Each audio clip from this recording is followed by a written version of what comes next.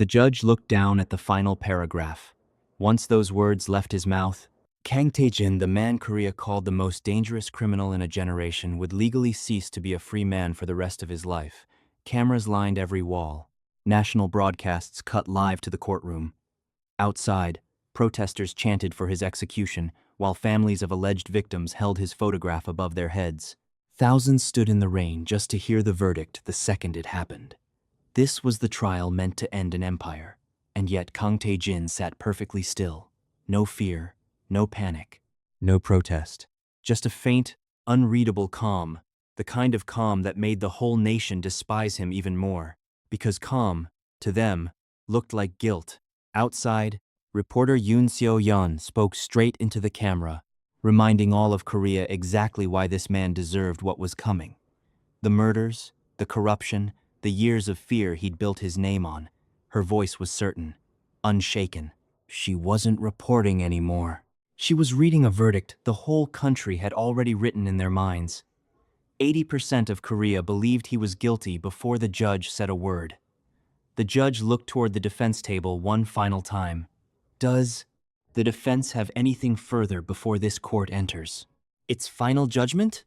The lead attorney lowered his head. No, Your Honor. The judge drew a breath and opened his mouth to read the last line. The courtroom doors opened. Every head turned at once. A young black woman walked in, late 20s, a single case file in her hand, no hesitation in her steps. She asked the judge, respectfully, to delay sentencing. The defense had evidence the court had never seen. Prosecutor Han was on his feet before she finished the sentence. Your Honor, this is a publicity stunt. He snapped. This woman has no standing in this courtroom. I move she be removed immediately. Kang Tae-jin glanced at her once, then closed his eyes, as if already bracing to watch her thrown out like everyone else who had tried to help him. One of his own lawyers turned toward her, quiet, almost tired. Young lady, we've spent 5 years chasing every lead on this planet. If evidence existed, we would have found it. She didn't flinch. You had money, she said. You had influence. You had investigators. She let the words settle before she went on. But none of you had the one thing the truth refuses to live without. The room had gone completely silent. Loyalty. She held their stares for a moment longer. And the courage to follow it. Nobody laughed this time. Do you even know the man you're defending? The prosecutor demanded. She turned and looked at Kang Tae-jin directly. His eyes opened. He looked back at her like he was trying to remember something just out of reach. The judge, over the prosecutor's objection, allowed her to present what she'd brought. One document, then another, then another. Nobody could see what was written on them, but everyone could see the judge stop mid-sentence. He went silent, flipped back a page, looked up at her, and read it again before slowly removing his glasses. He called a full recess to authenticate what he was holding before sentencing could continue. The prosecutor was still objecting to something he didn't yet understand. And Kang Tae-jin, for the first time all trial, smiled like a man who'd been waiting for exactly this moment. As the young attorney turned to leave, he called out, "Not her name. Little Sparrow." Nobody in the room reacted. Nobody understood it, but she froze mid-step. Then she turned around slowly. "You remembered," she said. Her voice dropped, almost private now, meant only for him. "I promised I'd repay you someday." Kang Tae-jin's composure, the calm that had carried him through an entire trial, finally broke. His lawyers stared at him, stunned, as he stood and dismissed every one of them on the spot. From this moment forward, he said, only she would represent him. Outside, reporters swarmed her before she'd reached the steps. Yoon Seo-yeon pushed through the crowd. "Why would you defend a cold-blooded murderer?" Nancy Johnson stopped walking. She turned to face the cameras, and for a moment the street went as quiet as the courtroom had. "He may be many things, but he is not a murderer. He isn't a criminal." She let the last words land on their own. He's being framed. The crowd stayed silent, waiting. If Kang Tae-jin is guilty, she looked straight into the lens. Then arrest me too. Nobody spoke. Yoon recovered first. "Are you accusing the prosecution of fabricating evidence?" "No." Nancy held her gaze steady. I'm accusing someone far more powerful. She turned and walked away, leaving the question hanging in the air behind her. By nightfall, every television station in Korea had abandoned the sentencing to ask a different question. Who was Nancy Johnson? Why did the country's most feared mafia boss trust her more than the finest lawyers money could buy? And what could one unknown attorney possibly know that 5 years of investigations had missed? Subscribe if you want to uncover the truth, because this story didn't begin in a courtroom. It began 10 years earlier, with one frightened little girl. 10 years earlier, the smell of burnt rice hung in the air of the small restaurant, and Nancy's mother's hands were shaking as she wiped down a table that didn't need wiping. 3 men sat by the window, plates in front of them, empty, except for scraps. They had eaten everything. They had ordered seconds. They had not paid for the first round, or the second, or the 6 times before this one. You're doing it again, Nancy said, standing at the counter with her arms crossed. You come in, you eat, you leave. That's not how a restaurant works. The tallest of the 3 men, a wiry guy with a scar through one eyebrow, laughed without looking at her. Little girl's got a mouth on her tonight. I'm not little, Nancy said. And I'm asking you to pay. Her mother's hand found her wrist under the counter, a silent plea. Don't. Not tonight.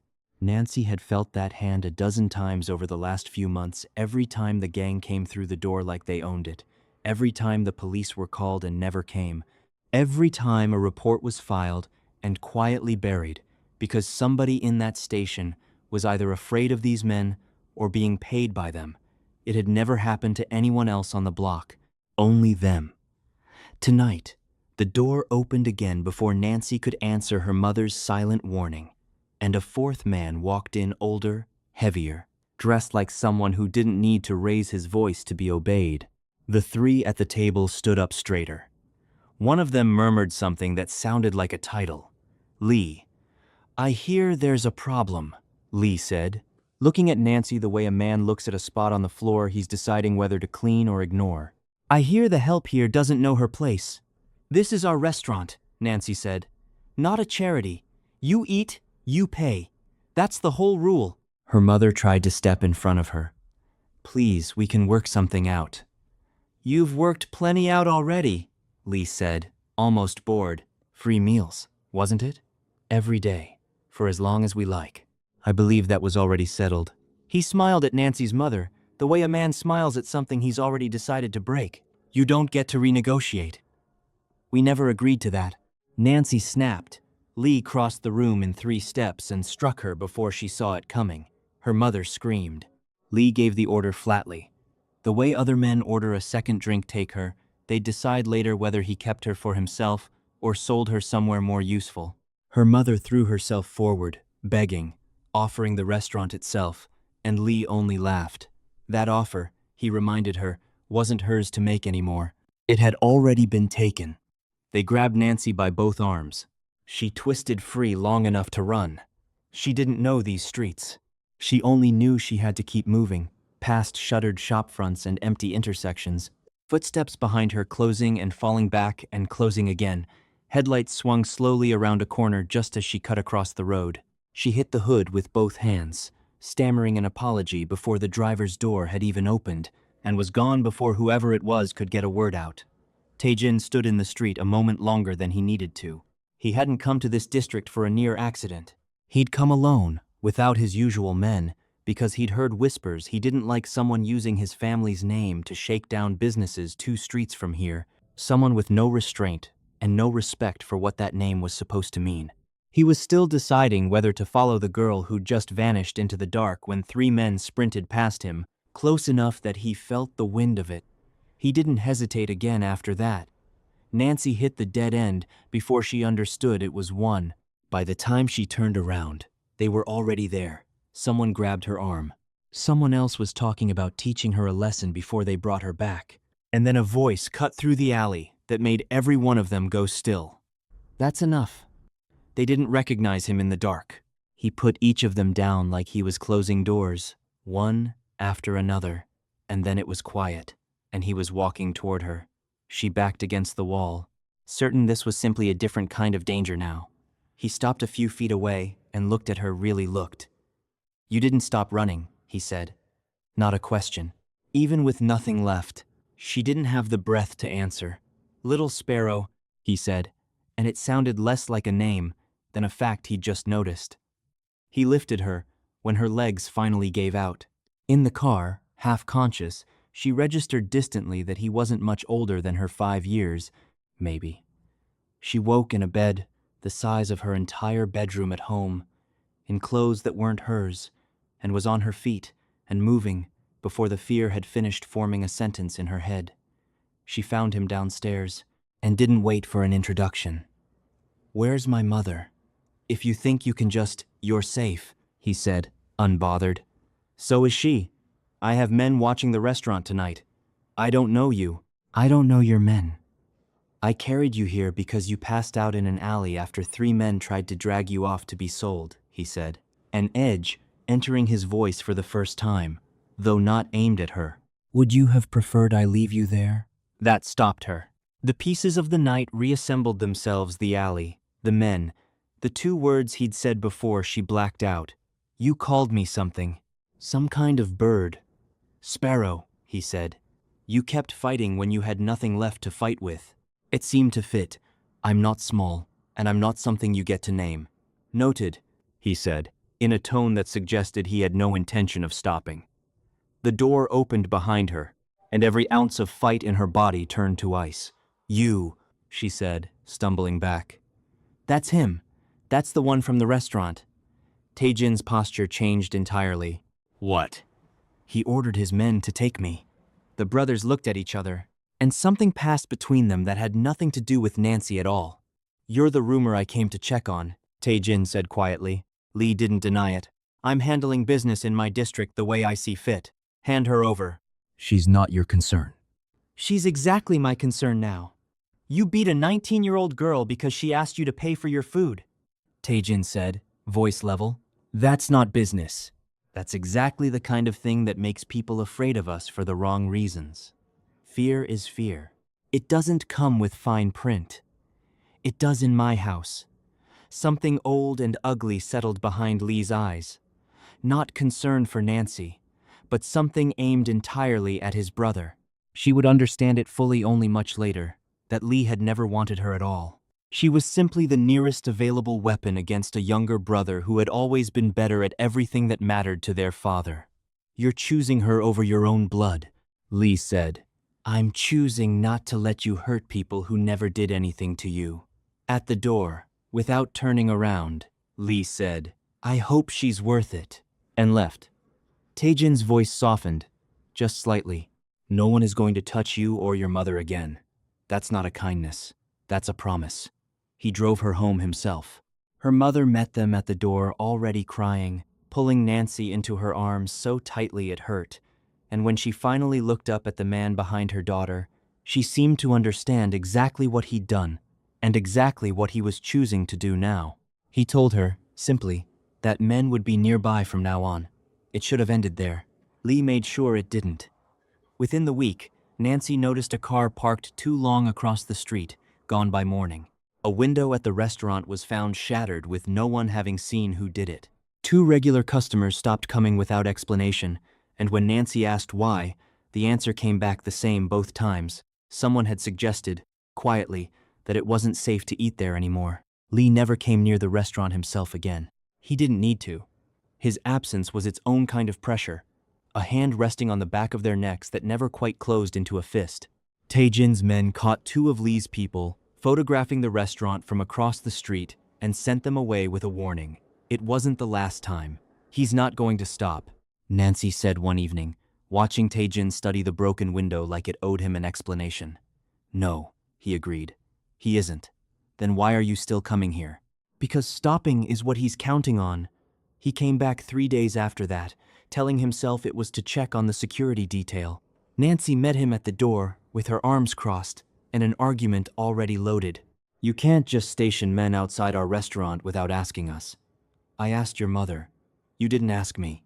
You're 19. You don't run the restaurant. I run plenty. I run the register. I run the kitchen when she's sick, and I'm going to run a law office someday, so don't talk to me like I'm furniture. That caught him. A law office. Justice shouldn't only belong to people who can afford a suit and a name like yours. He didn't argue.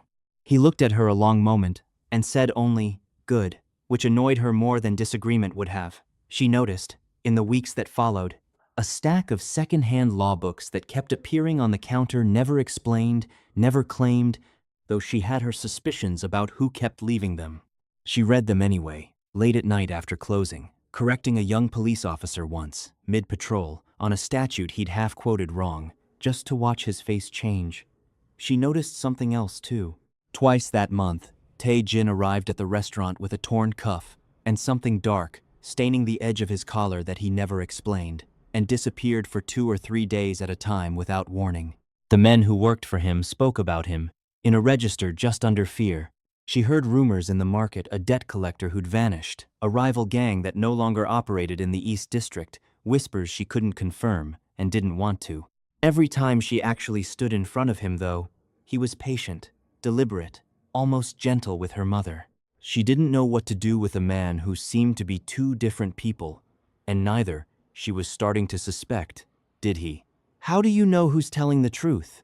she asked him once, nodding toward the street where Lee's men had been seen again that morning. "In your world, how do you know who to believe?" "Truth isn't hard to find," he said, after a moment.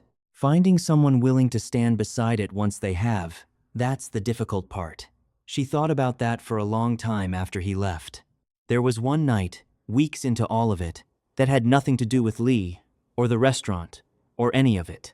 Tae-jin showed up without his usual driver, without any of his usual reasons, and asked if she'd ever played baduk. She hadn't. He taught her at the corner table after closing, badly at first on her part, and she accused him of letting her win, and he said nothing, which she took as confirmation, and threw a stone at him across the board.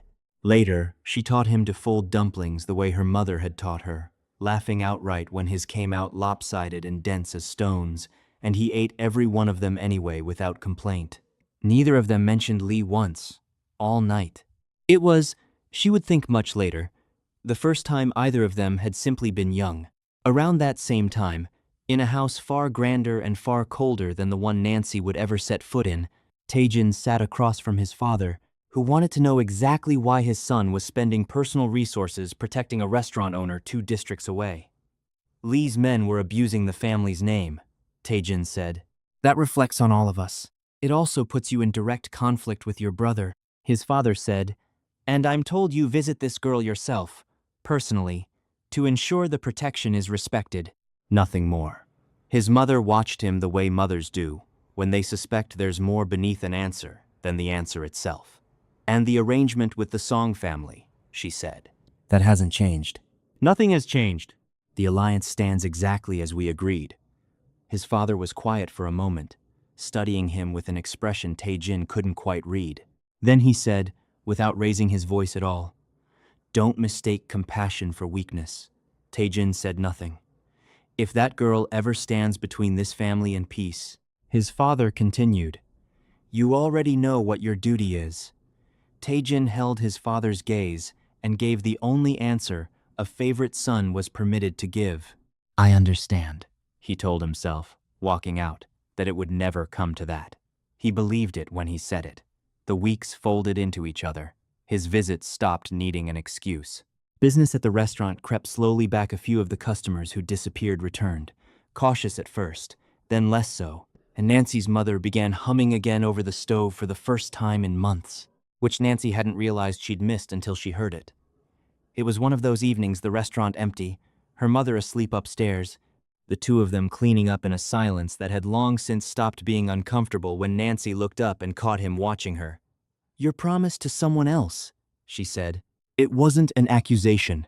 It was the thing she'd been carrying for weeks and finally set down. "I've heard the talk. The Song family." He didn't look away. "I'm promised to a family," he said. "Not to her. There's a difference. Even if it doesn't feel like one from where you're standing.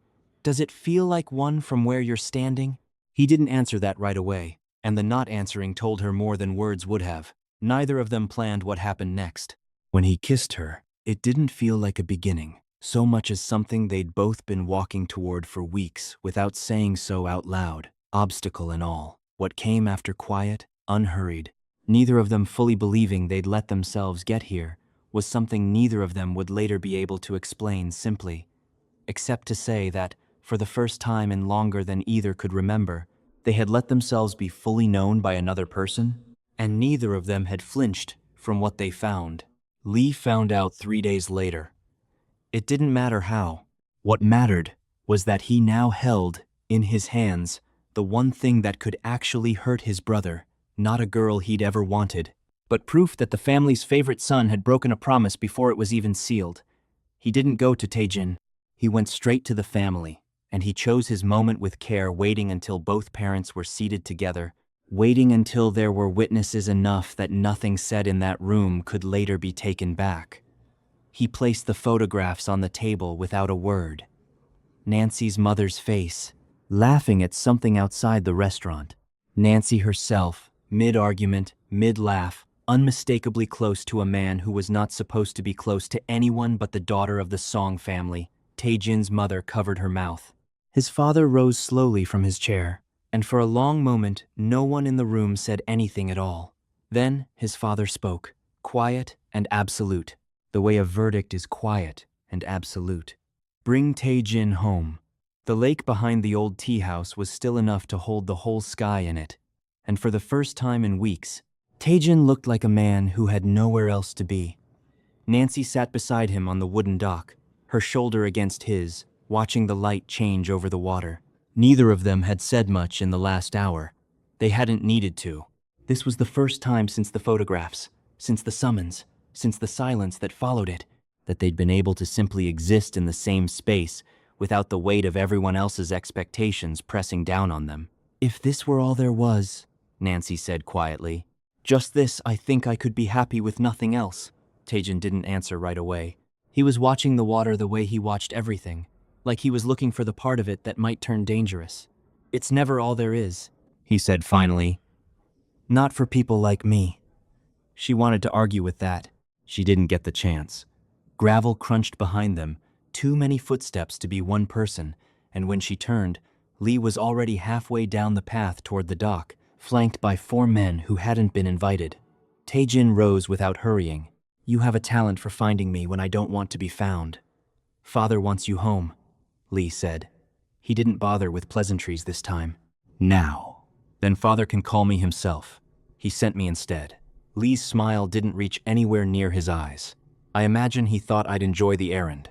Come quietly, brother, or I'll have you dragged there. Either works for me.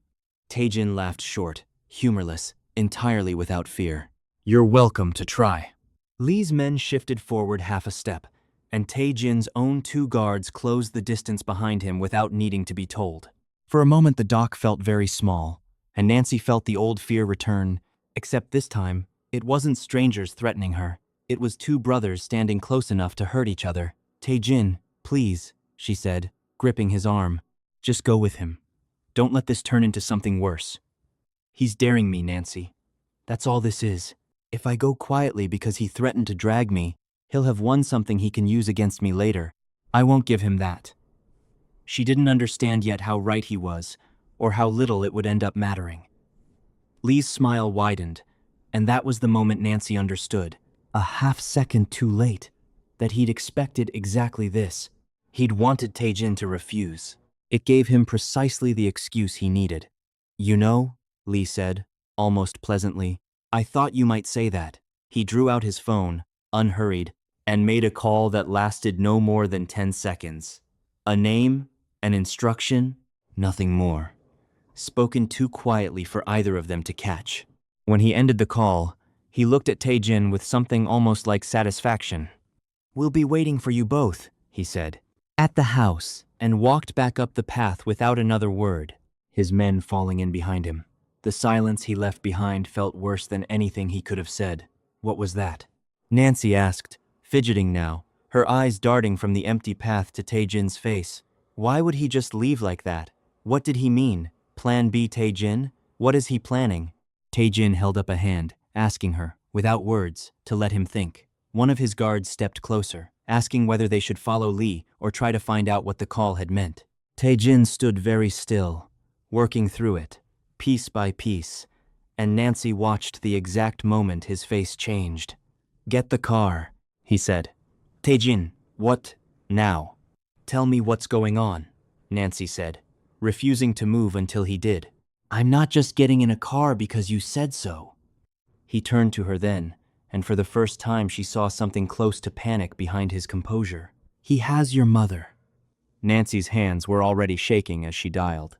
The phone rang, and rang into nothing. Tae-jin took her by the arm, and this time she didn't resist. She let him pull her toward the car, both of them already running. The Kang estate was larger than anything Nancy had imagined a family could own. Gates that took a full minute to open, a driveway longer than her entire street, a house that looked less like a home than a fortress built to remind everyone who saw it exactly where power lived in this country. Her mother was already inside, seated stiffly in a room too grand for the fear on her face. And the moment Nancy saw her, she ran to her, and for a few seconds, nothing else in the house mattered. Then Tae-jin's father spoke, and the room went quiet around his voice, the way rooms only go quiet around men who have never needed to raise it. "The Song Alliance has been arranged for 3 years, he said, looking only at his son. "It exists to end a war this family cannot afford to fight. The Songs are bigger than us, Tae-jin. Stronger, more dangerous than anything you think you understand at your age. You gave me your word this girl would not interfere with that." He let that sit. "You lied to me." "I didn't lie," Tae-jin said. "I believed it when I said it. Belief doesn't undo consequence." Nancy couldn't stay silent. "Please," she said, stepping forward despite her mother's hand trying to hold her back. "My mother has done nothing. Whatever this is between your son and me, she doesn't deserve to be dragged into it." His father's attention moved to her slowly, and when he spoke, it wasn't to Nancy at all. "Keep your daughter away from my son," he told her mother. "If she continues to interfere with this family's business, I will give my older son full authority to handle the matter as he sees fit." Nancy looked at Tae-jin, waiting for him to speak. He didn't. His jaw was tight, his hands still at his sides, and the silence coming from him felt, in that moment, like the worst betrayal of the entire night. He was visibly furious. She could see it in the set of his shoulders, the color rising along his neck, and still, he said nothing. And still, he didn't look at her, not once, not even when his father gave the final order. "Get them out." His father said to Lee, "And you," he added, turning back to Tae-jin, "will never see this girl again." Lee and his men moved immediately, closing in around Nancy and her mother, and Nancy searched Tae-jin's face one last time for anything before Lee's hand closed around her arm. He gave her nothing. He stood exactly where he was, jaw locked, eyes fixed somewhere past all of them, and let it happen. Lee escorted them out personally, and at the door of the restaurant, he leaned in just enough for only Nancy to hear him. "My men will be back," he said. "The old order is restored." He smiled like a man who had waited a long time to say it. Nancy and her mother both understood exactly what that meant. But Nancy's fear wasn't for the restaurant, or even fully for herself. It was for the man who had just stood in that room and let his father erase her without a word. Nancy didn't cry until the door was closed behind them. "He didn't even look at me," she said, "sitting at the same counter where all of this had begun. He just stood there and let his father talk about us like we were nothing. His hands were tied, Nancy. You saw the room. You saw what that family is."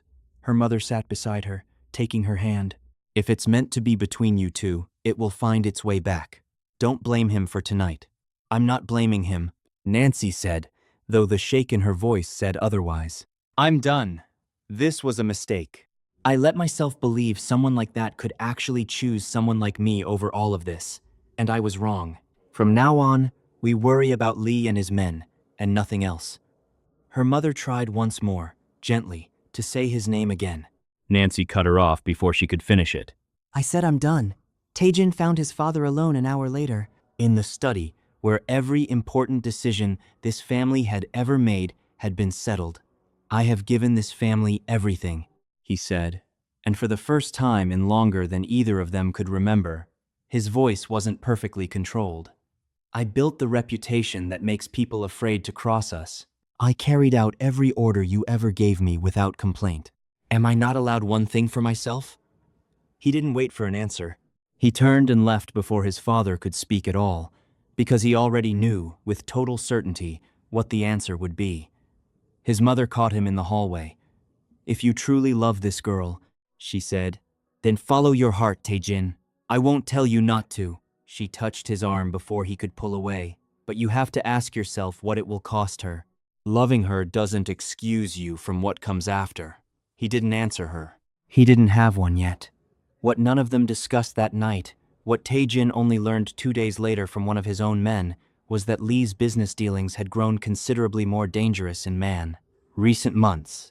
He'd taken loans from a rival syndicate out of Busan to expand operations his father didn't know about, secured against territory that technically belonged to the family, not to Lee personally. If the debt wasn't repaid on schedule, the Busan syndicate would have grounds to move in on Kang territory directly. Lee needed a win to show his father he was worth more than his younger brother. Nancy, unknowingly, had just become the easiest one available to him. Tae-jin and Nancy did not see each other for nearly 3 weeks. During that time, the Kang and Song families held a formal banquet, and Tae-jin's betrothal to Song Ji-an was properly introduced to both houses, the alliance moving forward, exactly as it had always been meant to. Tae-jin performed every part of it dutifully, every bow, every toast, every practiced smile for the cameras, while his heart, unmistakably, stayed somewhere else entirely. He checked in on Nancy during those weeks, but only from a distance, careful never to be seen. He watched Lee's men return to the restaurant, watched them eat without paying, watched them linger just long enough to remind her and her mother exactly what had changed. They never physically touched either of them. Because of that, only because of that, he made himself stay in the car each time, hands tight on the wheel, and drive away without going in. Every Chaebol daughter in Seoul wanted to marry Kang Tae-jin. Song Ji-an, in her own quiet way, had wanted it longer and more completely than any of them, not simply for the alliance, but for him, in a way that had slowly, over years of arranged meetings, become something close to obsession. She knew he was only fulfilling duty when he sat across from her. She knew, long before anyone told her outright, that his heart belonged somewhere else. Hearing about the foreign black woman, the restaurant owner, the one everyone in the district apparently whispered about, confirmed something Ji-an had already felt in every stilted conversation between them. Her mother noticed the fear behind her daughter's composure and didn't waste time being gentle about it. Do something about it, she said.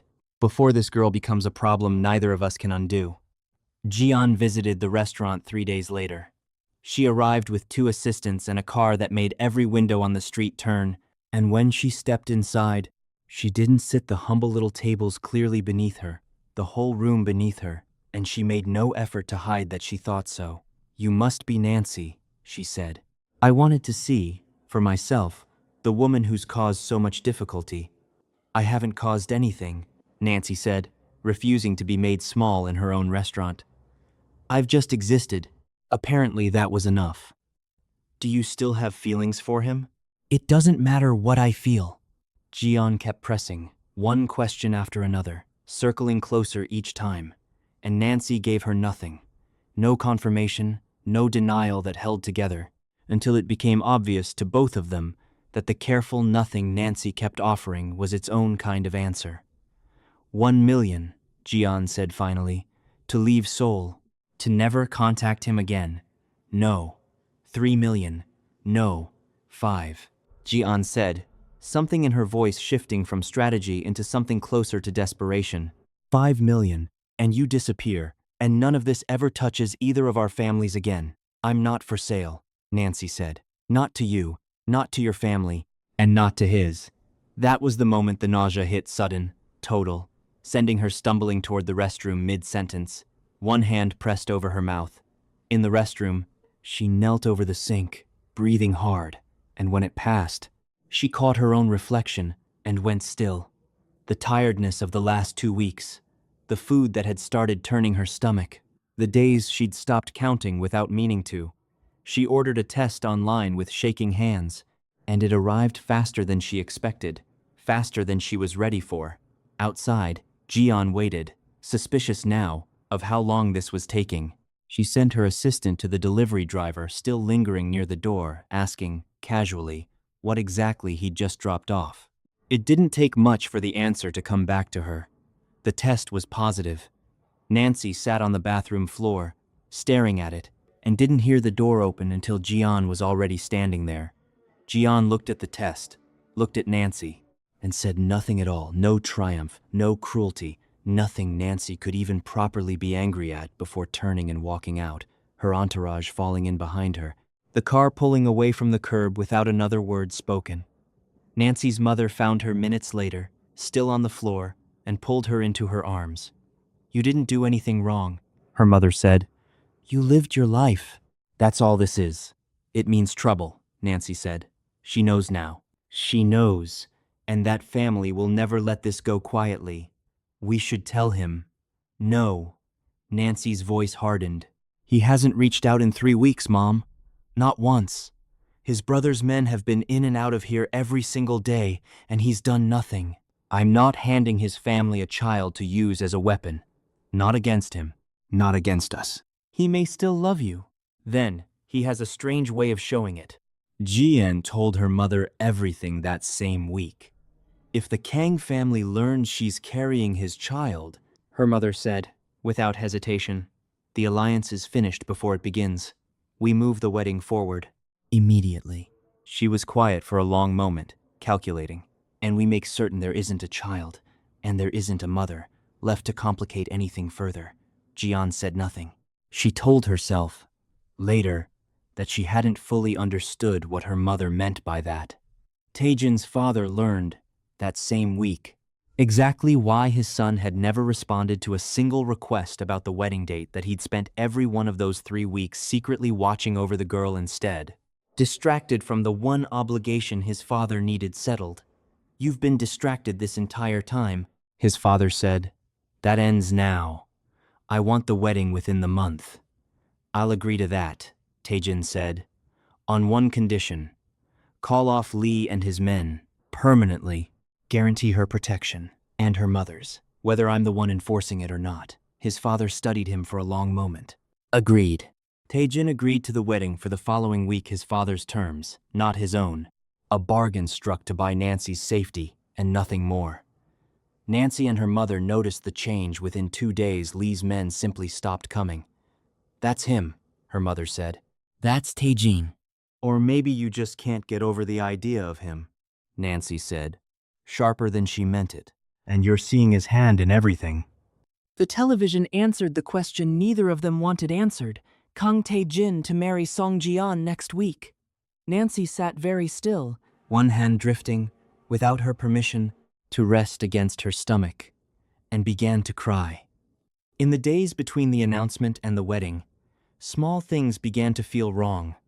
A car that idled too long across the street. Footsteps outside at hours no customer would come. At first, neither of them took it seriously. As the days passed, the fear grew harder to explain away, and still, neither of them called Tae-jin. There was nothing left, they told each other, for him to protect them from anymore. On the night before the wedding, Nancy noticed something that finally made the fear feel real instead of imagined. The man who usually sat across the street watching the restaurant's door wasn't watching the door that night. He was watching her through the window, unmoving, the way a man watches something he's waiting for permission to act on. She meant to tell her mother. She never got the chance to say it out loud. The wedding hall was filled with more wealth and power than Nancy would see again in her lifetime, though she wasn't there to see it. She was at the restaurant, closing up alone, when the first shot went through the front window. She didn't fully register the second and third. Across the city, Tae-jin stood at the altar, midway through his vows, when one of his most trusted men leaned in and said 4 words close enough that only he could hear them. Tae-jin stopped mid-sentence.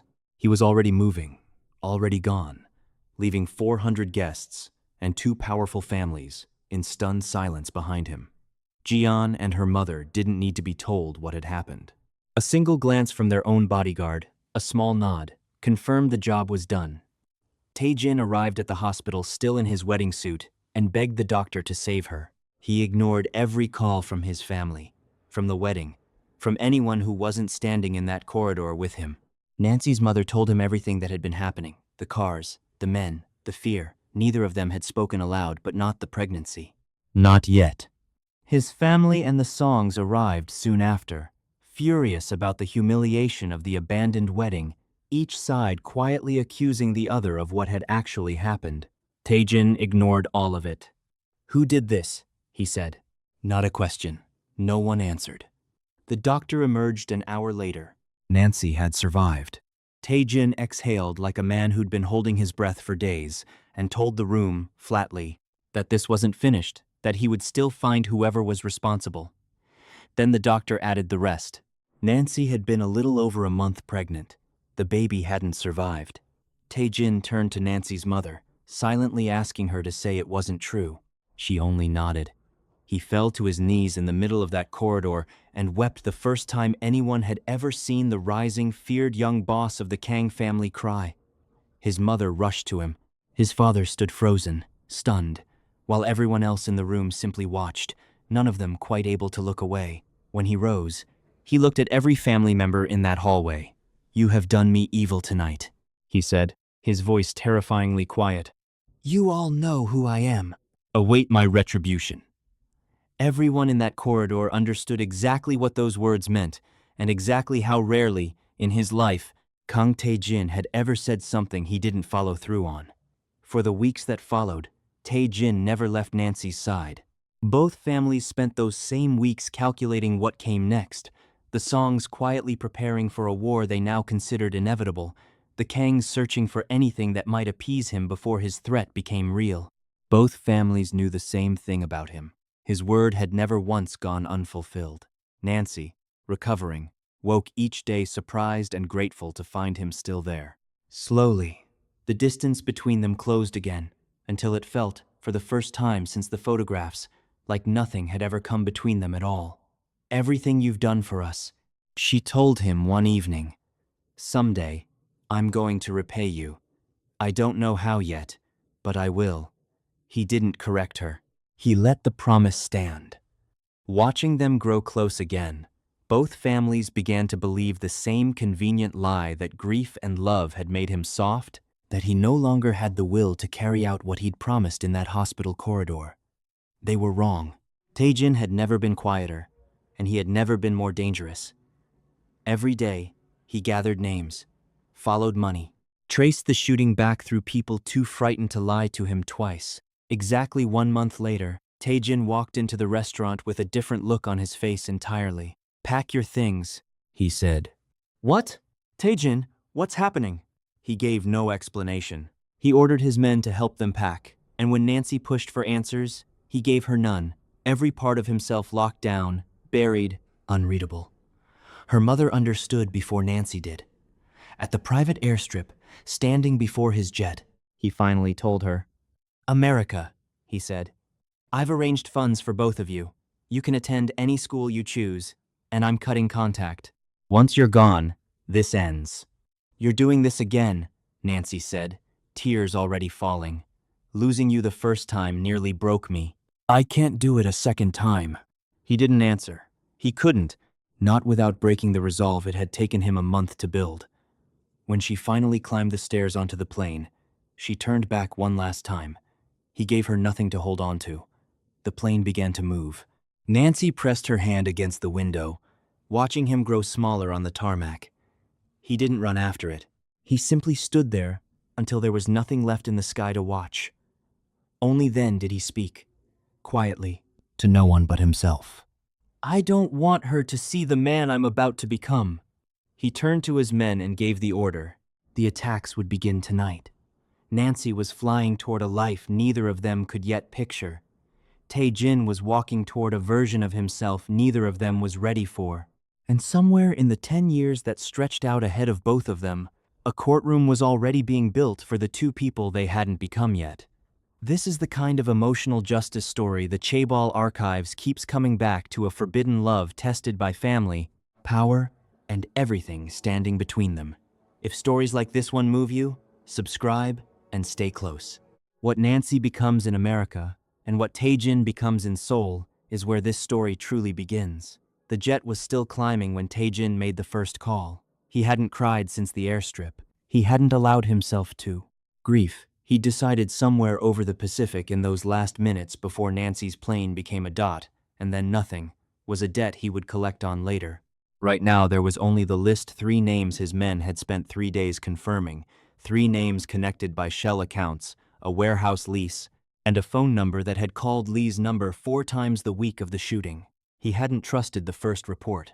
He'd made his men check it twice more, the financial records, the communications, the chain of ownership behind the warehouse where the gun had been purchased, because he understood, even through the grief, that once he acted on this, there would be no undoing it. By the 3rd day, there was no more room for doubt.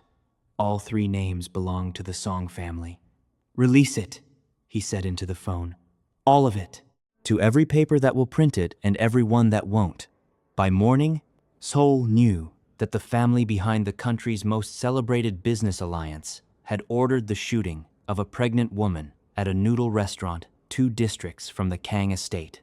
He gathered his father, his mother, and Lee in the study that same night before the story broke, because he wanted them to hear it from him first. "The Songs ordered the shooting," Tae-jin said. "I have the accounts. I have the warehouse lease. I have a phone record that puts Lee's number in contact with the man who paid for the gun." He looked at his brother. "You didn't know that part. I've confirmed that much. But your recklessness is what put her in their sights in the first place." His father's face had gone the color of old paper. "You cannot do this," he said. "Not publicly. There are ways to settle a debt like this that don't end in headlines." "I tried your ways," Tae-jin said. "I gave up the woman I loved and the mother of my son to keep this family's peace with theirs. That peace killed him anyway. You will start a war." "I already have one," Tae-jin said. "I'm only telling you before the rest of Seoul finds out." Lee had gone very quiet. "I warned you both from the beginning that this would end badly," he said. "I didn't think it would end like this." "It hasn't ended," Tae-jin said. "It's only started." His mother reached for his hand, and for a moment, something in his face softened the last visible piece, though none of them knew it yet, of the son she had raised. "Whatever you become doing this," she said quietly, "you cannot become it and still come back from it. Do you understand that?" "I understand," he said, and meant it, and did it anyway. Lee would tell people, years later, that this was the evening he stopped recognizing his younger brother, not because Tae-jin raised his voice, but because he never did. Not once. Through the entire conversation. And somehow, that was so much worse. The Songs denied everything by morning: a statement, a press conference, a family lawyer calling the evidence fabricated by a grieving man looking for someone to blame.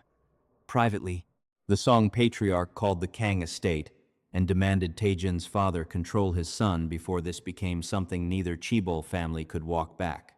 "Talk to him yourself," Tae-jin's father said. And for the first time in his life, meant it as a warning rather than an order. He tried once more anyway, 3 days later, standing in the doorway of his son's new office, a building Tae-jin had leased without consulting anyone, staffed with men his father didn't recognize. "There are quieter ways to handle this," his father said. "Ways that don't put this family's name in every headline in the country. Quiet is what got my son killed before he was born," Tae-jin said, not looking up from the documents in front of him. "I'm done being quiet. You understand what you're starting." "I understand exactly what I'm starting," Tae-jin said. "That's the difference between us." His father left without another word. It was the last time he tried to give his son an order and expected it to be obeyed. The first strike came within the week, a coordinated release of financial records to 3 separate outlets. Time to land the same morning the Song family's largest shipping subsidiary was renewing its government licensing. Inspectors who had overlooked the same violations for a decade suddenly found them impossible to ignore. The license was pulled inside 72 hours. The Song struck back within the month. A fire, ruled accidental, gutted a textile warehouse that supplied 3 Kang-aligned manufacturers, putting 200 workers out of a job overnight. Tae-jin visited the site himself the next morning, walking through the wreckage while his men cataloged the damage, and one of the displaced workers, recognizing him, spat at his feet. "Your war did this," the man said. Tae-jin didn't respond. He gave an order instead. full wages for every displaced worker, paid out of his own accounts, for as long as it took them to find new positions. It didn't undo what had happened. It was, his men understood, without being told, the last purely generous thing most of them would ever see him do. By the end of the year, a Song-aligned bank collapsed under a run no one could trace to a single source, and two of the family's senior lieutenants quietly defected to Kang-aligned operations, taking client relationships with them. The public didn't yet call it a war. The Chaebol families who mattered already knew exactly what it was. Nancy learned about the conflict from a television in a law school common room 4 months after she'd left Korea. Escalating conflict between two of Korea's most powerful families, the anchor was saying, footage of the Kang estate's gates behind her, following what sources describe as the collapse of a planned marriage alliance. A classmate, half paying attention, said, "My cousin works at a firm that represents companies doing business with the Songs. She says half their board resigned this month. Why?" Someone else asked. "Because whoever's coming after them isn't stopping." Nancy sat very still with her coffee going cold in her hands and said nothing, and went back to her reading when the segment ended, because that was the only thing she knew how to do with what she was feeling. She had promised herself, on the flight over the Pacific, that she would not spend her new life waiting for a mafia boss who had told her, without saying it directly, that there was no place for her in his world. She kept that promise as well as anyone could. She went to class. She studied. She built, slowly and deliberately, a version of herself that didn't need him to explain anything, but she checked, sometimes, when his name appeared in a headline. She told herself it was only concern. She mostly believed it. By the second year, other Chaebol families had begun quietly choosing sides, not openly, never openly, but in the way of men who understood that surviving what was coming mattered more than loyalty to a family that was clearly losing. The Beck family, 30 years carefully neutral in every Chaebol dispute that had come before this one, till the pace ended that neutrality. The afternoon, a Beck-owned logistics firm was caught, quietly moving Song assets out of the country ahead of a court order. Tae-jin's response was immediate and precise. 3 Beck subsidiaries lost their largest contracts within a single week, redirected without explanation to competitors.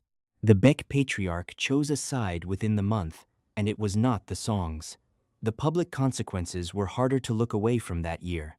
A city councilman who'd taken Song money for a decade was found to have falsified safety inspections at a construction site. When the building partially collapsed during a routine renovation, killing a maintenance worker, the story ran everywhere as evidence of the human cost of Seoul's Chaebol War, though no one could prove either family had ordered the collapse. 2 of Lee's former enforcers were found beaten outside a karaoke bar, alive but unwilling to name who'd done it. A journalist investigating the Song family's older business dealings was run off the road one night on his way home. He survived and never wrote about either family again. The papers began calling it, in careful legal language, the ongoing Chaebol conflict. Everyone in Seoul who mattered simply called it Tae-jin's war. Nancy read one of those articles in her second year of law school, in a library carrel at 11 at night, and found herself unable to finish it. Not because she didn't want to know, because some part of her, reading between the careful legal hedging of the reporting, understood that whatever this Korean mafia boss had become, he had become it because of what happened to her, to their son. She closed the laptop and didn't open another article about him for 3 months. She saw him once, or almost did. It was the spring of her second year, and word reached her, the way things reached everyone eventually, secondhand. Through a professor mentioning it in passing that Kang Tae-jin had been in New York for 2 days, meeting with an investment group in Midtown, Nancy told herself she wasn't going to do anything about it. She told herself that for most of an afternoon, and then she was on a train anyway, standing outside a glass office tower on 53rd Street with her heart going too fast, asking a security guard, absurdly, if he knew whether a Korean businessman named Kang had been in that day. He had. He'd left an hour earlier. Nancy stood on the sidewalk a long time after that, feeling foolish and heartbroken in roughly equal measure, and then she went back to campus and finished the reading she'd been assigned for the next morning, because that was what you did. You kept going. She never told anyone what she'd done that day, not even her mother. In 3 years of visits to a country where he must have known she was living, the Chaebol heir who had once called her Little Sparrow never once tried to find her.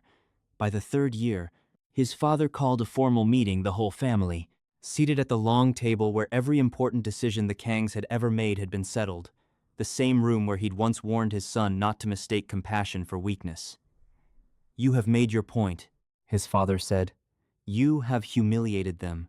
You have taken their allies, their banks, half their territory. It is enough. Any further and you risk this family's survival along with theirs." "You taught me family comes first," Tae-jin said. "Every lesson you ever gave me was built around that. Protect the name, protect the empire, sacrifice what you love if the family requires it. Yes, then don't ask me to forgive the family that murdered my son," Tae-jin said, "for the sake of a peace that never protected either of us." His mother reached for him again, the way she had that first night. This time he didn't soften. "I'm not asking your permission anymore," he told her, gently, which was somehow worse than if he'd shouted it. "I stopped needing it the night a doctor told me my child didn't survive." Lee, who had said almost nothing since the war began, finally spoke. "You're becoming something none of us can control." "I already am something none of you can control," Tae-jin said. "The only question left is whether you're useful to me or in my way." No one at that table spoke again for a long time.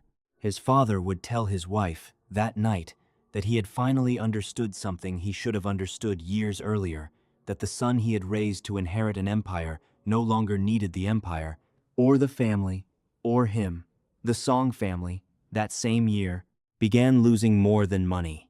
2 of their most senior lieutenants defected to Kang-aligned operations within the same month, taking client relationships and confidential intelligence with them.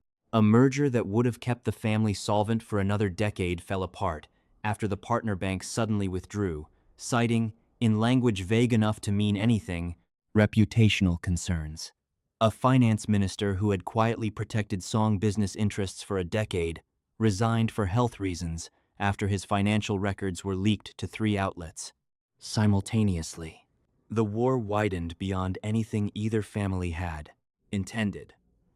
A Song-owned construction firm's collapse buried a young engineer who had nothing to do with either family and everything to do with cut corners made in the scramble to stay solvent. His mother appeared on the evening news, weeping, demanding to know which side of this Chaebol family's war had killed her son. No one ever answered her. Protesters gathered outside both family estates, holding signs that no longer distinguished between the Kangs and the Songs, only between power and everyone beneath it. Song Jian, watching her family's empire come apart around her, began attending fewer public events. The woman who had once walked into Nancy's restaurant with 2 assistants and an entourage now moved through Seoul with a single driver and her head down. She had not seen Tae-jin since the wedding that never finished. She did not need to see him to understand, with growing and specific hatred, exactly who was responsible for what was happening to her family. "We should have finished the job," her mother said once, late at night. Not entirely to Jian, not entirely to herself. Jian didn't answer. Some nights, she wasn't sure she disagreed. By the 4th year, the Song Empire was dying in earnest. Political protection evaporated. Allies who had taken Song money for 2 generations found sudden, urgent reasons to distance themselves. 3 of the family's largest holdings sold for a fraction of their worth to buyers who, traced far enough, led back to companies that answered, eventually, to Tae-jin. The Song patriarch died that year a heart attack, officially, in his own home. No investigation ever produced a name, a weapon, a witness, or a payment that connected the death to anyone. But the timing was too convenient for Seoul to believe it was only a heart attack, and every rumor that followed pointed, without proof, in one direction. The whispers never touched Tae-jin with evidence. They didn't need to. By then, all anyone had to do was ask who benefited, and the answer was never in doubt. Green's mother died 8 months later, a car accident on a mountain road, alone, at night, on a route she rarely drove. Again, nothing tied the death to any hand.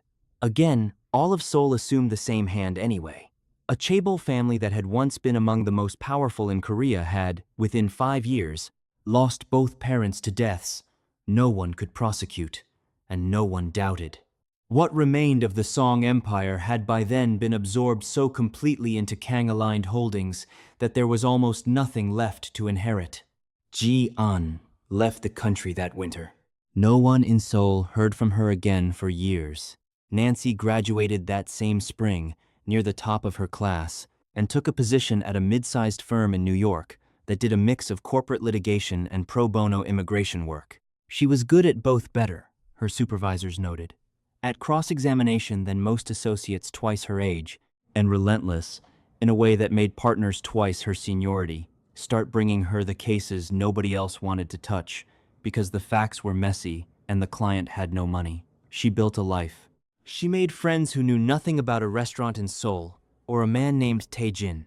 She learned to stop flinching. Eventually, when his name appeared in the news, though she never stopped noticing when it did.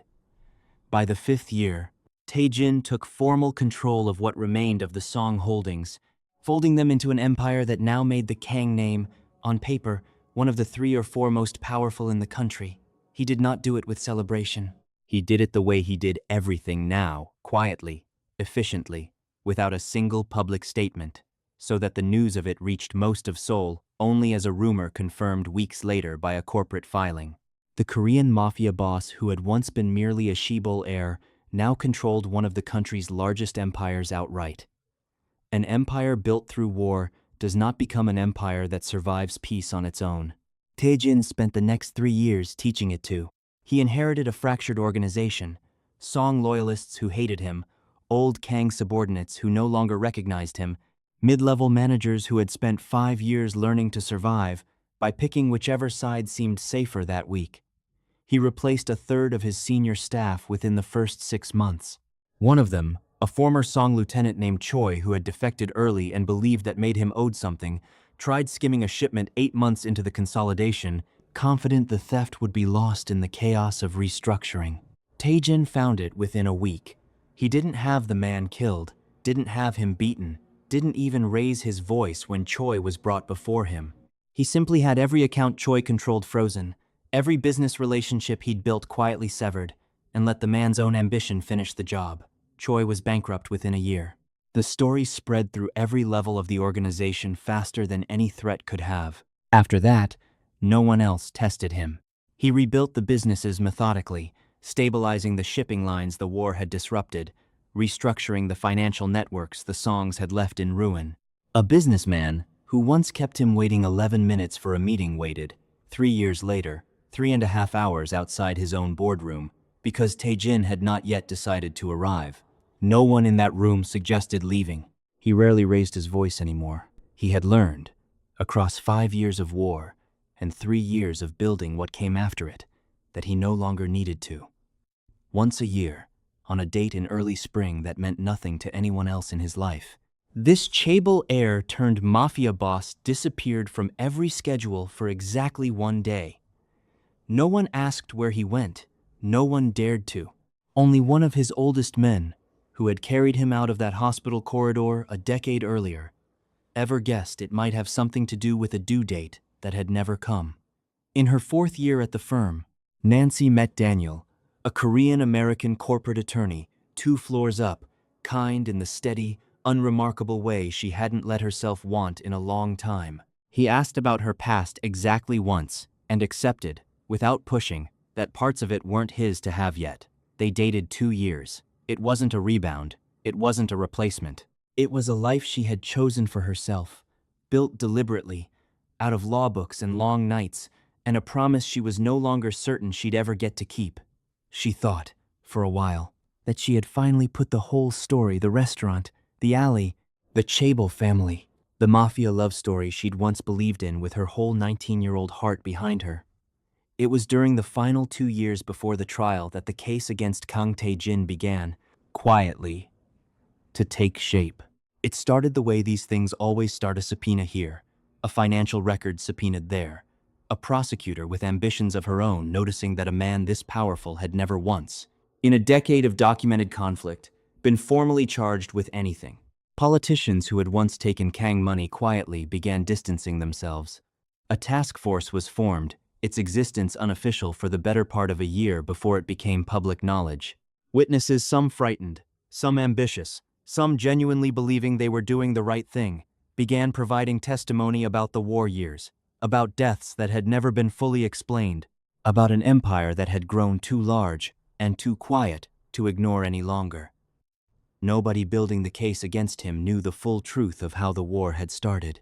Nobody asked about a restaurant, or a pregnancy, or a nickname. They only knew what the last decade had shown them: a Chaebol heir who had destroyed one of the country's oldest families and inherited what was left of it, leaving behind a trail of convenient deaths that pointed, however circumstantially, in one direction. By the time the indictment was formally announced, 80% of the country had already decided, without needing a verdict, exactly what kind of man Kang Tae-jin was. Nancy saw the news alone on a Tuesday evening, in the apartment she now shared with Daniel. Korean business tycoon Kang Tae-jin indicted on charges including murder, racketeering, and political corruption. She sat through the entire segment without moving, watching footage of him being escorted into a courthouse she'd never seen. His face unreadable in a way that made her chest ache with something she hadn't let herself feel in years. She did not believe he was innocent of everything. She had read enough, over a decade, to understand that whatever war he'd fought had not been fought gently, that a mafia boss who dismantles an empire does not do it with clean hands. But watching the prosecutor list charge after charge, watching the anchor describe him with words like monster and the most feared man in Korea, something in her, the same, something that had once told 3 of Lee's men that Tae-jin hadn't been at the restaurant that night, refused to accept the whole story as told. There is no way all of this is why. True, she thought. Not all of it. Not exactly like this, she told herself. At first, it was only curiosity, a lawyer's instinct for a case that smelled wrong. It didn't stay curiosity for long. She started quietly, in the evenings, after Daniel had gone to bed. Public filings, news archives, the Song family's collapse cross-referenced against the timeline of Tae-jin's alleged crimes. Within 2 weeks, she found her first real inconsistency. A supposed eyewitness to one of the unexplained deaths during the war years, whose own testimony, on close reading, placed him in 2 cities on the same night. Within a month, she'd found 3 more. A financial trail supposedly proving Tae-jin had ordered a specific killing led, followed far enough, to an account opened 2 years after the death occurred. A key document had been provided to prosecutors by a source who, it turned out, maintained a business relationship with a rival conglomerate that stood to gain enormously from Tae-jin's downfall. 2 witnesses who'd given damning testimony had since vanished entirely, not dead, as far as she could tell, simply gone. In the specific and deliberate way that suggested someone had paid them to be gone, Nancy sat with all of it spread across her dining table one night and understood, with the cold clarity of a lawyer seeing the shape of something much larger than a single case, that someone, multiple someones, with considerable resources had spent years constructing a narrative around this Korean mafia boss. Not from nothing, he had given them enough true things to build from. The war had been real.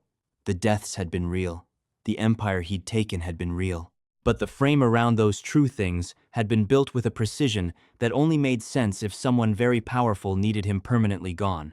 "You've been distracted for weeks," Daniel said one night, watching her close a laptop too quickly. "It's a case," she said.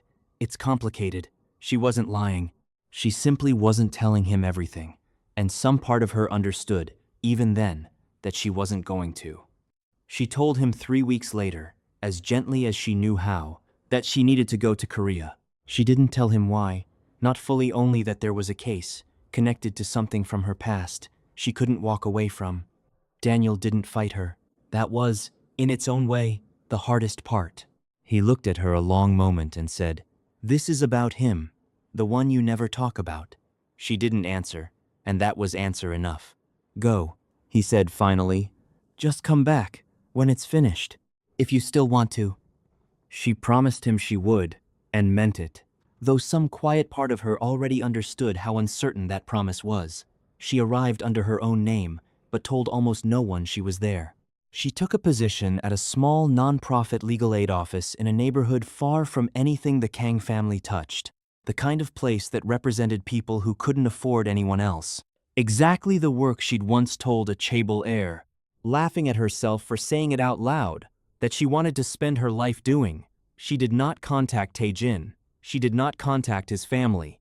She told herself this was strategy, that a stranger showing up with unexplained knowledge of a decade-old restaurant would raise more questions than it answered, that the case needed to be built from evidence, not from a reunion neither of them was ready for. She told herself that. Some nights, alone in a small apartment 10 years and one lifetime away from the girl who'd once run a noodle restaurant 3 neighborhoods from here, she wasn't sure she believed it. She spent months in courtrooms, cataloging inconsistencies, tracing witnesses who knew more than they were saying. What she found, slowly, was not simple innocence. Tae-jin really had waged the war. People really had died in it. The empire he now controlled really had once belonged to a family that no longer existed. What Nancy found instead was the outline of a second story laid carefully over the first one, real events reassembled by careful, powerful people into a version where every death, proven or not, led back to a single set of orders that no evidence actually supported. She was not yet certain she had enough to prove it. She was certain she'd run out of time to find more before sentencing. The night before the trial's final day, Nancy sat alone with the case file spread across her table, exactly as it had been the night she first understood something was wrong. She looked at herself in the mirror above the sink for a long time, 29 years old. 10 years since she'd left this city on a plane she hadn't wanted to board. She was not the frightened 19-year-old who'd run through dark streets from men who wanted to sell her. She had built herself, deliberately, out of law books and long nights, and a promise made in a hospital room to a Mafia boss who might not even remember her face. "I'm not doing this for him," she said quietly. To no one. She heard how untrue it sounded even as she said it. "I'm doing this," she corrected, "because I promised." She thought of Daniel, 4,000 miles away. She thought of her mother, who had told her once, in a bright Seoul restaurant a lifetime ago, that if it was meant to be between her and Tae-jin, it would find its way back. She packed the case file into a single folder, checked it twice, and did not sleep at all that night. By morning, the courtroom was already impossible cameras lining the walls, national broadcasts cutting in live, protesters outside chanting for a sentence that hadn't yet been read, families of people who believed themselves his victims, holding photographs above their heads. Reporter Yoon Seo-yeon stood outside, delivering with complete conviction a summary of every crime the country's most feared Chaebol family heir had allegedly committed across a decade of war. Inside, the judge reached the final paragraph of the sentence. NC stood outside the doors, folder in hand, and made herself breathe. She thought of a girl running through dark streets. She thought of a man who had called her Little Sparrow before either of them understood what a kindness like that could cost. She thought of a promise made in a hospital room that had taken 10 years, a law degree, and an ocean crossed twice to finally come due. She opened the doors. Every head in the courtroom turned. At the defendant's table, Kang Tae-jin composed, unreadable, the calm that had made an entire nation despise him, settled over his face like something built brick by brick across 10 years of war looked up. He did not recognize her at first. 10 years had changed the shape of her face, the way she carried herself, the calm certainty in her eyes that hadn't existed yet in a 19-year-old girl running for her life. He studied her the way a man studies something familiar just out of reach, searching for the thread connecting this composed young attorney to anyone he had ever known. Then, something in the set of her shoulders, the same refusal to be made small that had made him notice her in an alley a decade ago, reached back through everything the war had made him, and he remembered. "Little Sparrow," he said quietly. The judge called the recess before anyone in the courtroom had fully processed what they'd just watched happen. "This court will reconvene in 1 hour," he said. Already gathering the documents Nancy had placed in front of him, he looked at her once, something unreadable in his expression, and left the bench without another word. The room broke into noise the second the door closed behind him. Reporters shoved toward the exits, already narrating what they'd seen into a dozen cameras at once. Prosecutor Han stood rigid at his table, staring at the folder Nancy had left behind as though it might still change its mind about what it contained. Tae-jin's dismissed lawyers hovered near the defense table, uncertain whether they were still permitted to be in the room. Nancy didn't wait to see any of it play out. She walked straight for the doors, because if she stopped moving even for a second, she wasn't certain what would happen to the composure she'd spent 10 years building. She didn't make it past the front steps. Miss Yoon So-yeon's microphone was already in her face before Nancy had cleared the last step, a small army of cameras crowding in behind her. Why would you defend a cold-blooded murderer? Nancy stopped walking. He may be many things, she said, but he is not a murderer. He isn't a criminal. She let the words land. He's being framed. If Kang Tae-jin is guilty, she said, looking straight into the lens, then arrest me too. Are you accusing the prosecution of fabricating evidence? Yoon asked. No. Nancy held her gaze steady. I'm accusing someone far more powerful. She didn't know yet who that was, not fully. She turned and walked away before the question could be followed, and didn't stop until she'd rounded the corner of the building, out of the camera's reach.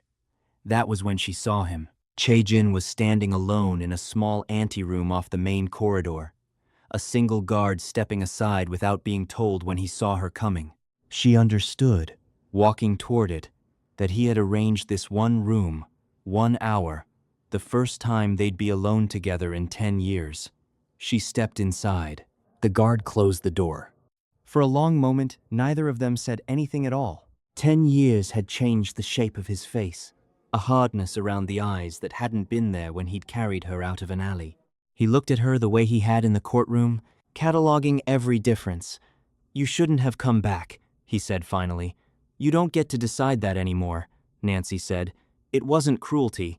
It was simply true, and something in his expression told her he understood exactly how true it was. He didn't apologize.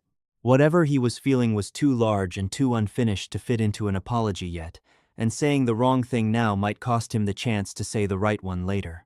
So he said nothing else either. A knock broke it. The court is ready to reconvene. Neither of them had said much. It was enough, for now, that they'd said anything at all. You represent him? The judge asked, once the recess had formally ended. Yes, Your Honor. Nancy Johnson, representing Kang Tae-jin. Han was on his feet. Your Honor, this woman is not registered counsel. She has exactly as much standing as I choose to give her, the judge said. In the gallery, someone laughed. Nancy heard it. She didn't react. I have a problem with the prosecution's timeline, she said, and laid out the impossible witness testified in Busan, immigration records placing him boarding a flight out of Incheon 4 hours earlier. The courtroom went silent in a way it hadn't all trial. The weeks that followed exposed exactly how far over her depth she sometimes was. Her most serious mistake came 10 days in. She pressed an elderly witness hard on the stand, certain she'd caught a contradiction, and got one. But the testimony he gave under her aggressive questioning turned out to be admissible under a Korean procedural exception she hadn't known existed, one that let the prosecution introduce an entire category of hearsay she'd spent days trying to keep out. Han seized the opening immediately, building an afternoon's momentum off her own cross-examination while she stood there understanding, in real time, exactly how badly she'd miscalculated. You were right about the evidence, one of the surviving defense lawyers told her afterward, not unkindly. You were wrong about the procedure. Then I'll learn the procedure, she said. She spent the following week buried in code instead of evidence, and a month later, when a nearly identical exception surfaced, this time working in the prosecution's favor, she was the one who caught it first and used it to strike an entire block of manufactured testimony from the record before Han even realized what she'd found.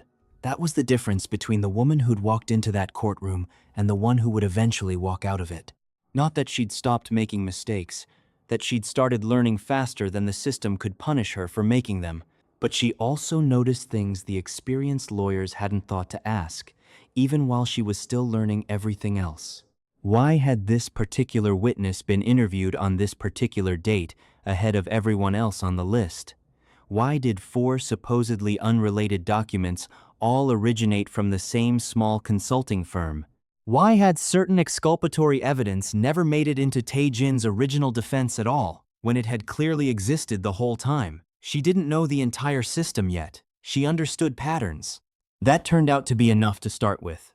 It took 2 weeks and 2 uncomfortable conversations to understand why the original legal team had failed so completely.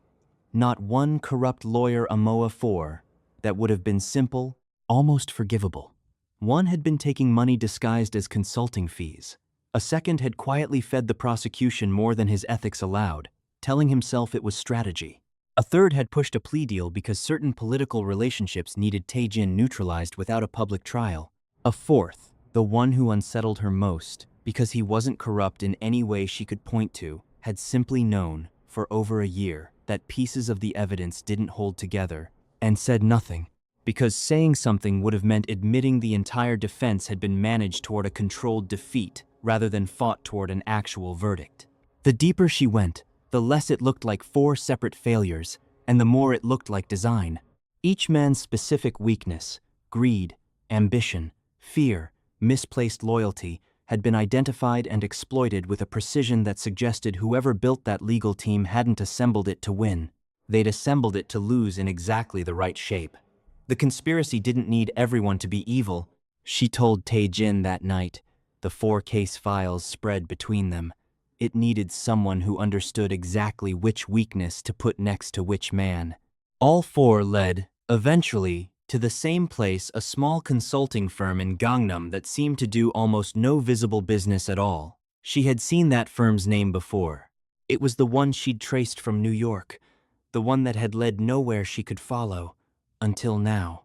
Daniel arrived 9 days later, unannounced, standing in the doorway of the small legal aid office with a suitcase and an expression that told her he'd been debating the flight the entire way over.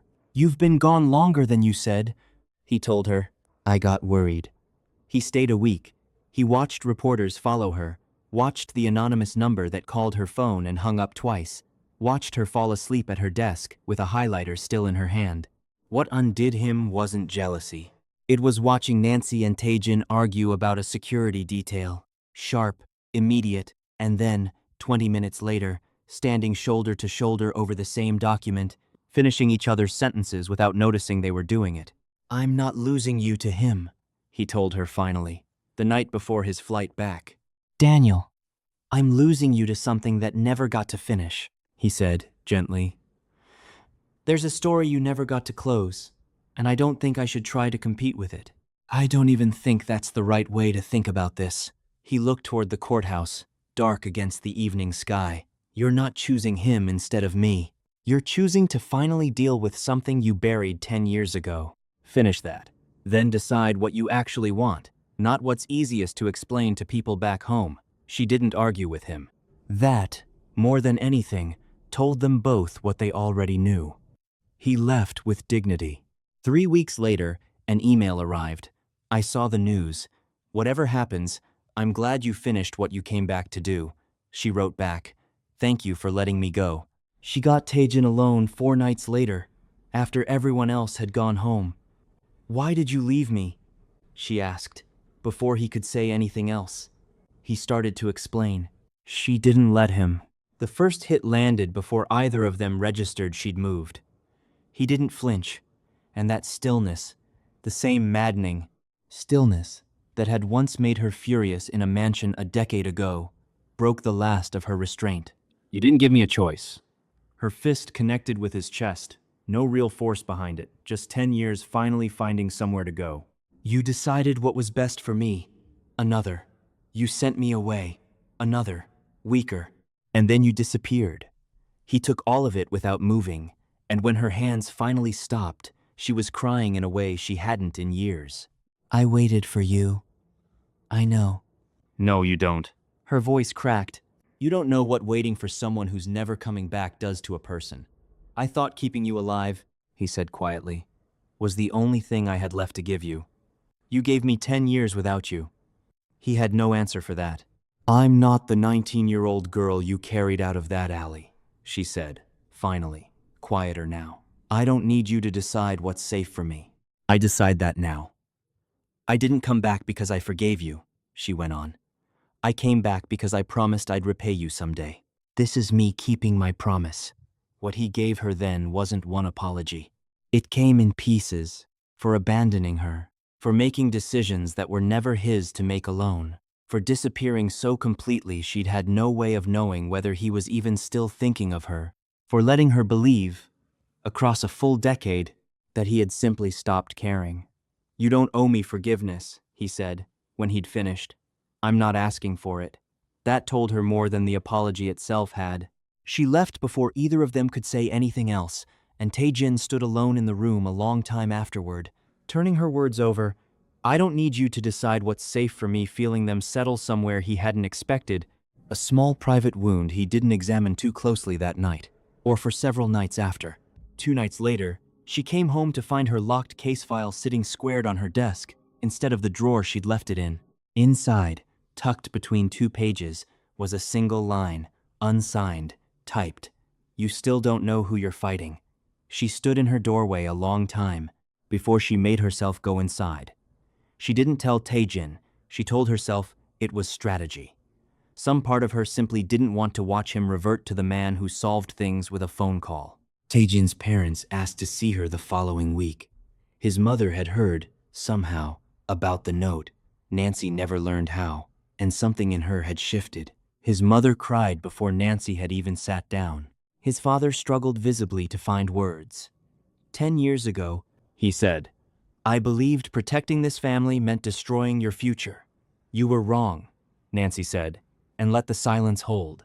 But being wrong doesn't give me those 10 years back. His father flinched at that, more than she expected. We humiliated you, he said, after a moment, the words clearly costing him something. We threatened your mother. We made you believe that loving my son was something shameful, and when he chose you anyway, we punished both of you for it. That was not a misunderstanding. That was cruelty, and I let it happen because it was easier than admitting my son had better judgment than I did. Nancy didn't answer right away. That's the first true thing either of you has said to me, she said finally. His mother reached into a box beside her chair. There are records, she said. From when Lee first began operating outside the family's knowledge, we kept them out of loyalty. I'm not certain loyalty means what it used to. Not after everything.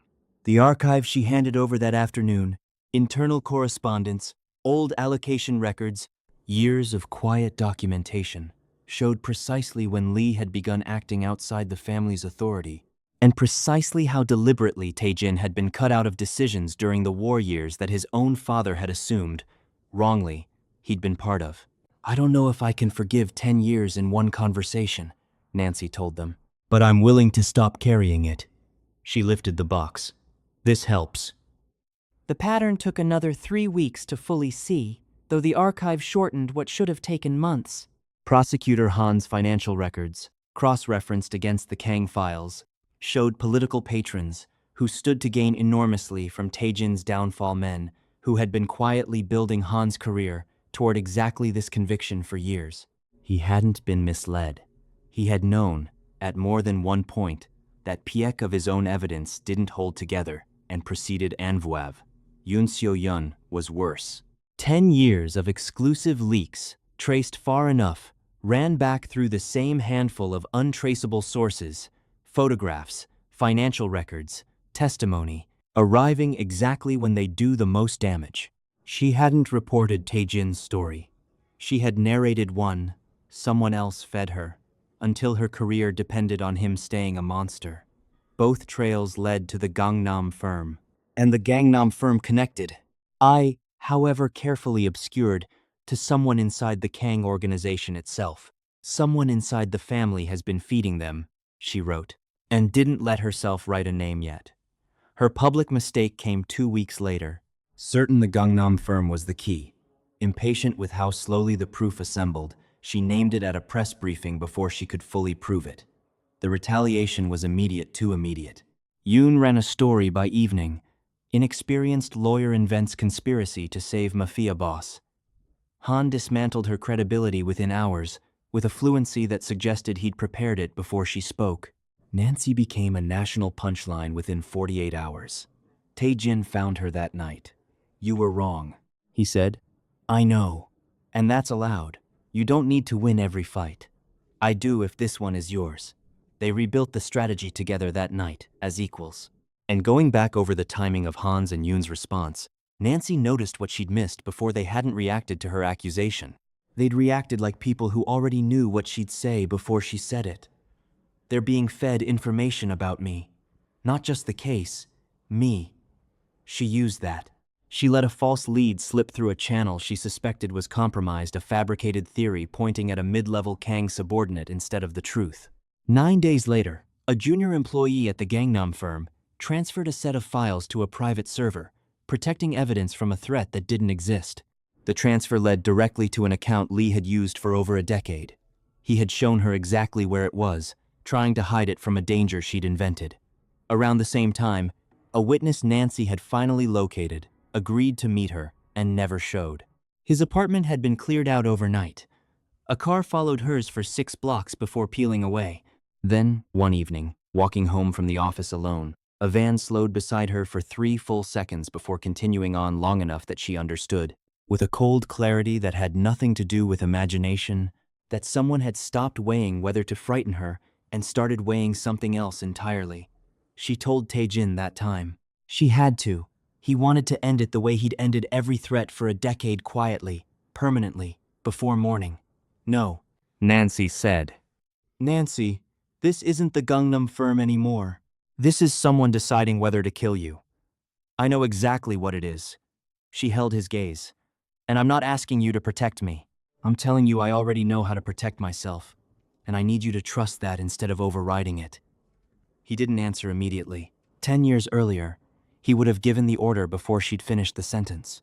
Now he stood there, visibly fighting every instinct he'd spent a decade sharpening, and finally said, "Tell me what you need instead." She told him cameras. A second location for the evidence? A lawyer who could take over if anything happened to her. Not protection, redundancy. He gave her all of it without arguing again, and understood, watching her lay out the plan with the same precision she brought to a courtroom, that she hadn't asked him to stop caring. She'd asked him to stop deciding. The hotel security log that led her to Song Ji-an turned up around the same time a subpoenaed record, placing a woman using an alias in a private meeting with Lee 3 months earlier. Facial recognition confirmed a woman supposed to be living in quiet European exile. Nancy didn't confront her. She investigated her first. Ji-an had spent 10 years certain Tae-jin had ordered both her parents' deaths. Lee had let her believe it. It made her useful to him without his ever having to explain anything. Nancy reached out directly, quietly, without telling Tae-jin, and laid out what the financial records actually showed, that the timing of her mother's death didn't align with anything Tae-jin's organization had touched, and that someone far closer to home stood to gain considerably more from both deaths than he ever had. Ji-an didn't believe her at first. Then she confronted Lee herself, and Lee, cornered, said something he'd never meant to say, allowed a detail about the mountain road, about a driver, about a payment, that no one but the person who'd ordered it could have known. "You lied to me," Ji-an said. "I gave you someone to blame," Lee said. "It served us both. It didn't serve me. It was my mother. She didn't reach for anything in that room." She left, shaking, and went straight to Nancy instead, not with a confession beaten out of her, but with an old communication, a payment record, and the location of a meeting Lee had believed no one alive could ever trace back to him. "I spent 10 years hating the wrong man," she told Nancy. "I'd like to stop." Lee's real motivation, once Nancy finally saw the whole shape of it, went back further than the war, further than the shooting, further even than Nancy herself. A lifetime of, if only he were more like his brother, had calcified into something he could no longer separate from who he believed himself to be. Watching Tae-jin transform from a grieving man into an unstoppable one, Lee had rebuilt the entire history in his own mind until he believed something else completely. That Tae-jin, not Lee, had destroyed the family, abandoning strategic sense for a restaurant girl, shattering an alliance, dragging the Kang name through a war that nearly consumed everything 3 generations had built. "I wasn't destroying my brother," he had told himself. "I was saving the family from him." He didn't think of himself as evil. He thought of himself as the only one clear-eyed enough to do what needed doing, feeding intelligence to both sides during the war, nudging retaliations toward greater brutality, compromising a prosecutor, cultivating a reporter, manipulating a grieving daughter's decade of rage, and patiently, over 10 years, assembling the case that would finally let an entire country agree with what he'd believed since he was a boy. That he had always been the one nobody bothered to see clearly. He hadn't created his brother's darkness. He had cultivated it, the way a man tends something he intends, eventually, to harvest. With Ji-an's evidence, Nancy built a timeline that finally made the whole architecture visible. Every leak, every witness change, every altered record, arriving within days of a communication traced back to the same network. Lee had been the single point every thread ran through, from the earliest days of the war to the indictment itself. The final hearing lasted 6 hours. Nancy dismantled it charge by charge, the impossible timeline, proven with flight manifests, the altered financial evidence, traced back to its origin, the coordinated testimony, proven through the intermediary firm's own internal communications. The firm itself, financed through accounts Lee controlled, Han's political patrons read into the record one by one while he sat frozen. Yoon's leaks, laid out chronologically beside timestamps, that proved she'd received the material feeding her headlines before the underlying facts were even confirmed. Your Honor, Nancy said, near the end, this court has spent years asking whether Kang Tae-jin committed these crimes. She let the silence hold. That was the wrong question. She looked toward the gallery, toward Lee, under guard, very still. The question is, who needed everyone to believe he did? Then she laid down the last of it. Lee's own communications, the payments, the operational details only their author could have known. Han's face, watching, was the face of a man finally understanding that the inexperienced foreign lawyer he'd mocked in this same room months earlier had been right about everything from the beginning. The courtroom exhaled all at once, an entire nation's certainty finally breaking apart in real time. The judge ordered an immediate review. Within the hour, Kang Tae-jin was not merely released, he was exonerated. Fully, publicly, completely. He looked at her across the emptying courtroom. You did it. I told you I would. Lee was arrested that afternoon, without resistance. He asked for 5 minutes with his brother first. Why? Was all Tae-jin asked. I wanted someone to admit I mattered, Lee said. Father never saw me. He saw you, Tae-jin said. You just spent your whole life looking at me, instead of yourself. Lee didn't answer. The police led him away to a cell he would occupy for a very long time. No confession of remorse, no collapse, only a man walking out of the only story he had ever managed to make himself the center of, knowing it had been a 29-year-old lawyer, not his brother, who had finally taken it apart. Ji-an testified fully against him in the weeks that followed. She faced her own reckoning for the role she'd played, though a far lighter one once the extent of Lee's manipulation became clear, and once Nancy, unasked, testified on her behalf about how deliberately she'd been fed a decade of lies. She never asked anyone for forgiveness. She said only once, to a reporter who caught her leaving a hearing, that she had spent 10 years blaming the wrong man for her family's ruin, and the truth had cost her the last thing she had left to lose. Han's downfall was total investigated for corruption, disbarred within months, forced under oath to admit that the lawyer he'd mocked had been right about everything long before he'd taken her seriously enough to fear her. Yoon's decade of curated reporting was laid bare across the very outlets that had once run her stories uncritically.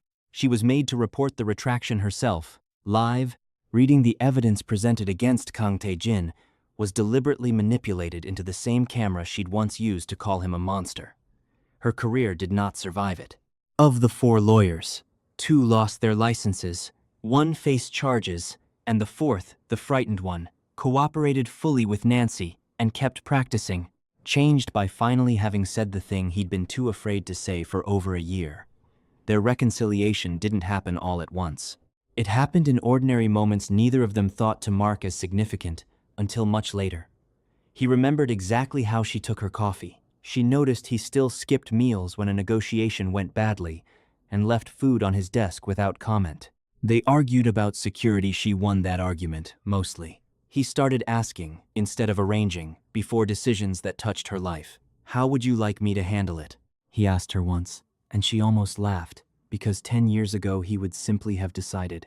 They talked, eventually, about all of it. The restaurant, the alley, the night he'd disappeared, what she'd built in New York, what he'd become in Seoul.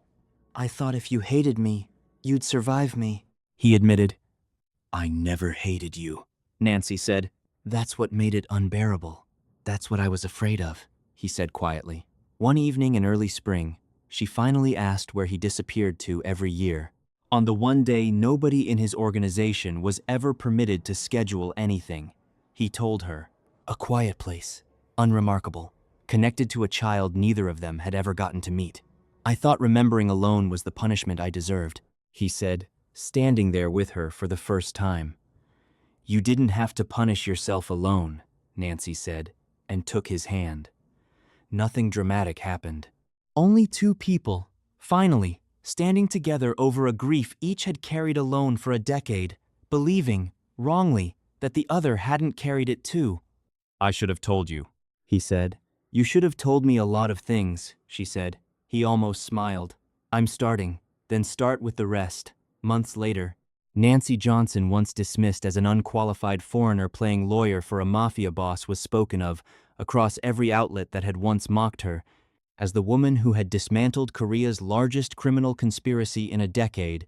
Kang Tae-jin's name still carried weight, still a certain wariness in certain rooms, but underneath it now sat a different understanding the country had watched arrive in real time. The man they'd called a monster had never quite been the monster they needed him to be. Nancy walked into his office one afternoon, past a room full of executives mid-meeting, all of whom stood immediately. "I need 5 minutes," she said. They left without being asked twice. "Most people knock," Tae-jin said. "Most people don't save you from prison." Fair. They argued within a minute his security, her sleep schedule, his refusal to slow down. Nothing about it was smooth or fully resolved. "That was exactly why it worked.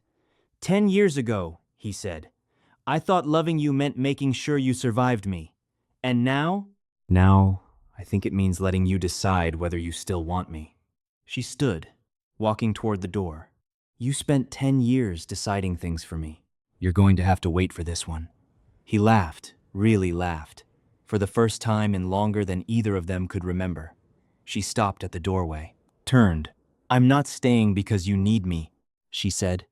"I'm staying because after everything I still choose you. Not the man you were at 25, the one you're still learning to become." He didn't move toward her. He waited and let her walk back to him, because that, in the end, was the whole of what 10 years had taught them both, that the only choice worth having was the one nobody else made for you, and the love worth keeping was the one you built again, on purpose, rather than the one you simply remembered. Seoul had spent a decade teaching itself to fear Kang Tae-jin. It took Nancy Johnson only a few months to teach it the truth.